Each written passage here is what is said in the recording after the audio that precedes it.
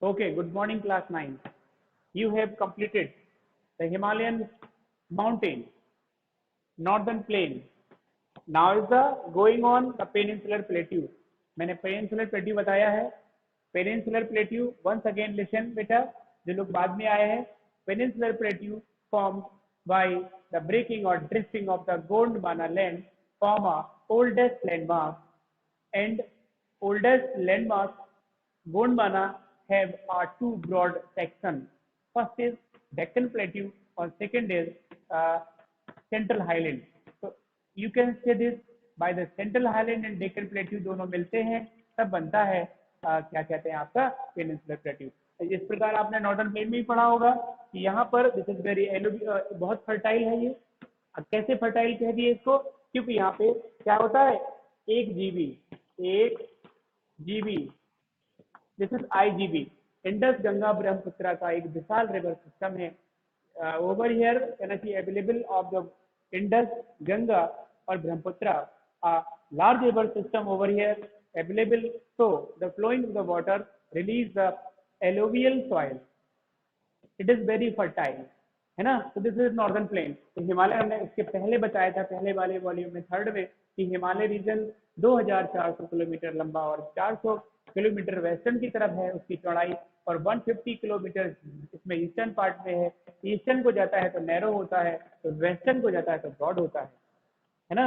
इसमें outer most part क्या कहते हैं, शिवालिक कहते हैं. नॉर्दर्न मोस्ट पार्ट को क्या कहते हैं, इनर हिमालय, ग्रेटर हिमालय और हिमाद्री कहते हैं. तो आपके जो दिमाग में ये बात सारी की सारी बातें होनी चाहिए, है ना. ये डिलीट नहीं होने चाहिए कि आप जो है आज सुने कल भूले. बेटा ये आने वाले क्वेश्चन में आने वाले कहना चाहिए एग्जामिनेशन में बहुत ही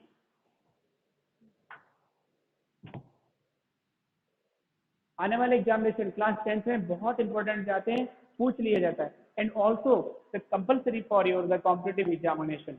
कॉम्पिटिटिव एग्जामिनेशन में भी बहुत बहुत जरूरी होता है. इसके बाद gradually means with the sandy and rocky desert of Rajasthan follow the rivers drainage the region namely Chambal and Sindh. और यहाँ पर कहना चाहिए इस तरफ जो है हमारी जो कहना चाहिए फ्लोइंग ऑफ द रिवर है वेस्टर्न की साइड.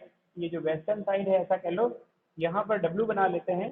जो वेस्टर्न की साइड है ये W है और ये हमारा ईस्ट है. तो यहाँ पर नदियों के नाम है वो कह रहा है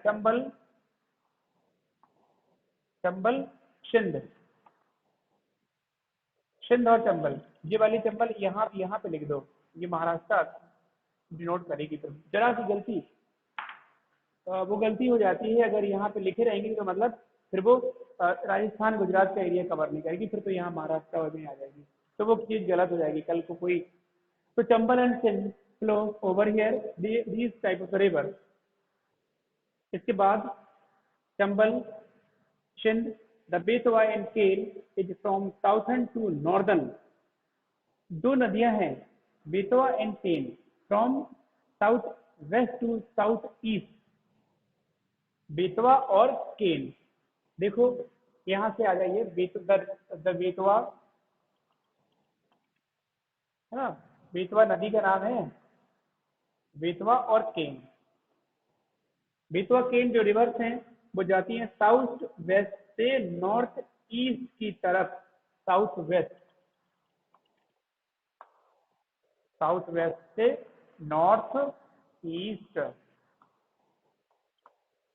यानी कि देखिए इसमें समझ लीजिए साउथ वेस्ट कहाँ होगा, ये आपका साउथ है और ये साउथ वेस्ट है. तो यहाँ से जाती है कहाँ की तरफ, ये जाती है नॉर्थ ईस्ट की तरफ. नॉर्थ ईस्ट कहाँ होगा ऐसे.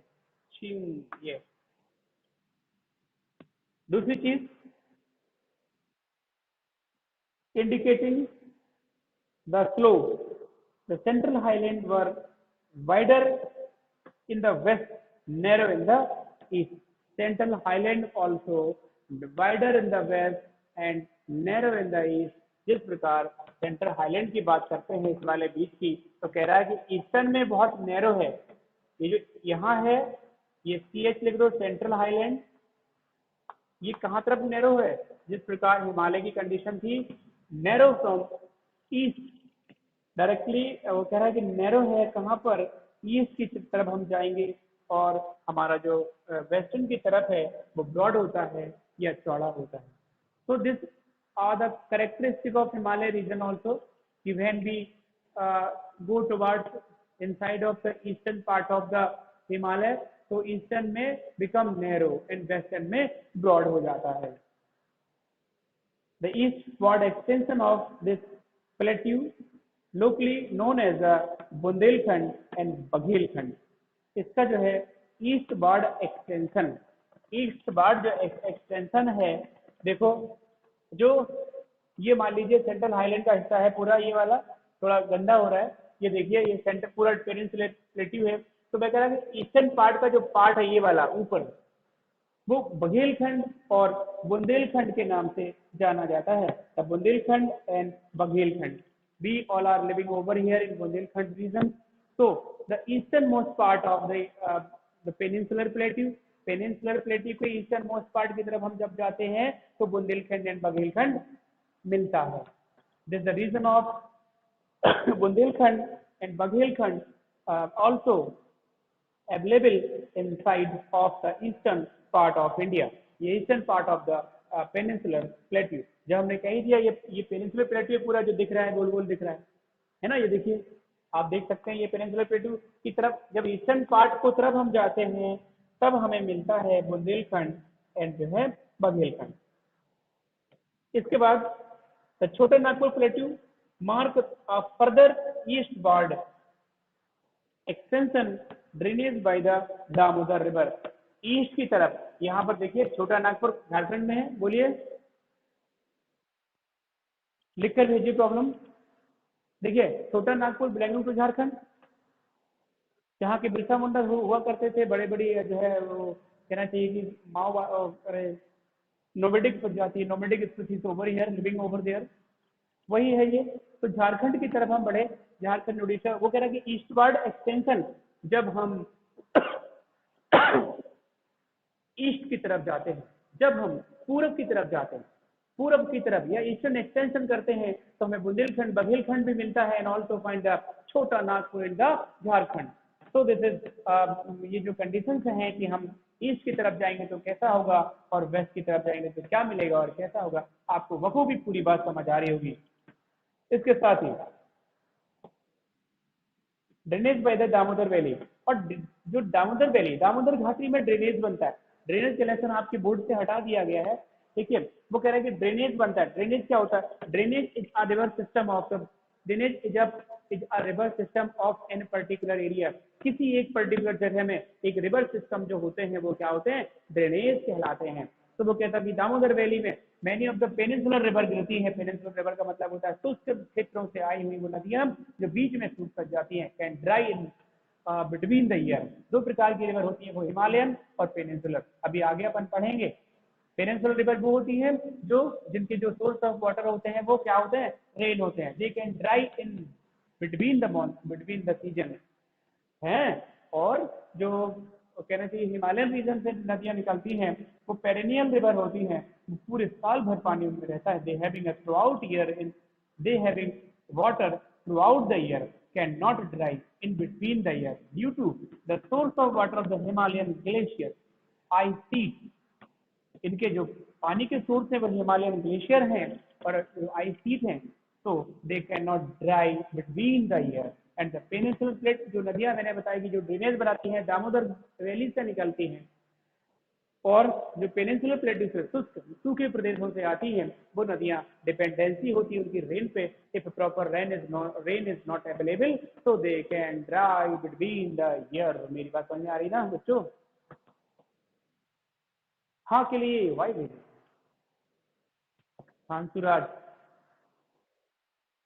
बात समझ आ गई ना?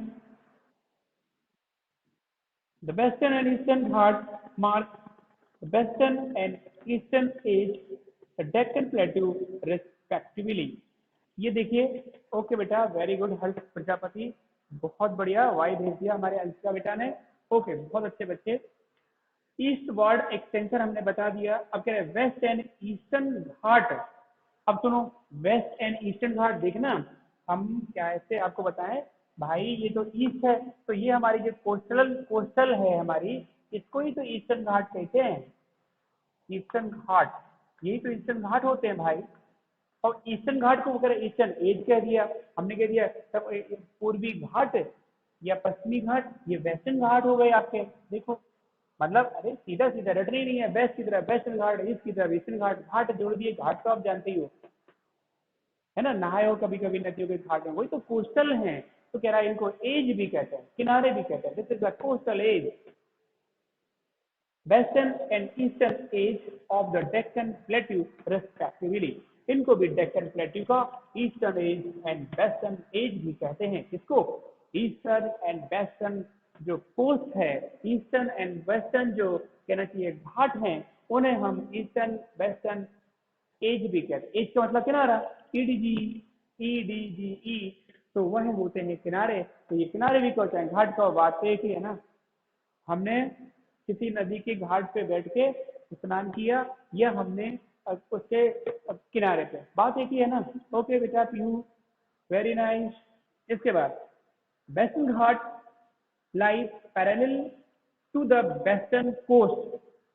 वेस्टर्न घाट जो है वेस्टर्न कोस्ट की तरफ पैरेलल होते हैं। ये जो वेस्टर्न घाट है वो वेस्टर्न, ये वेस्टर्न कोस्ट है, जो कहना चाहिए वेस्टर्न के घाट हैं और वेस्टर्न कोस्ट की तरफ पैरेलल होते हैं, एक दूसरे से समानांतर होते हैं और ढालू होते हैं। कैसे होते हैं? पैरेलल होते हैं। Western ghat parallel to the western coast. Western ghat are higher than the eastern Ghat.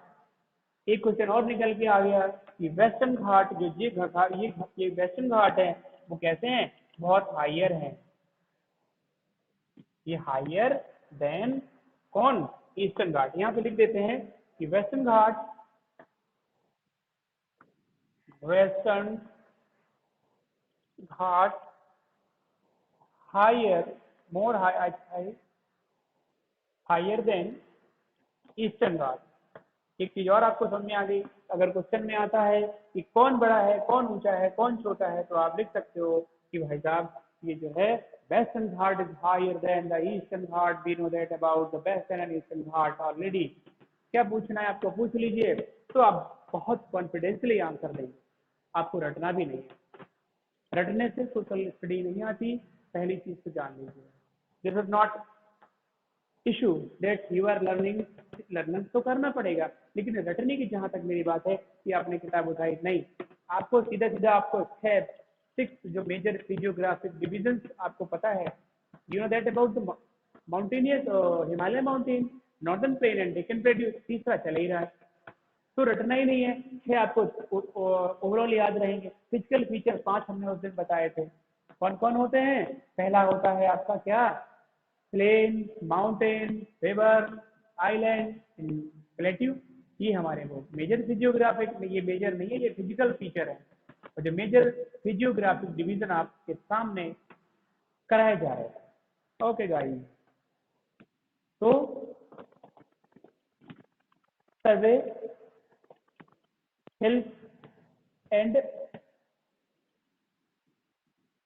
Health are located southern eastern part, locate the forms and stand situation। ये तो ये लगभग निपट गया आपका। तो एक बार फिर से देखिए, एक बार फिर से हम तीनों को रिवाइज कर देते हैं। आपने जो जो पढ़ा है बार बार हम उसको, पहला आपने पढ़ा था हिमालयन माउंटेन, यहीं तक रखेंगे आज, हिमालयन माउंटेन।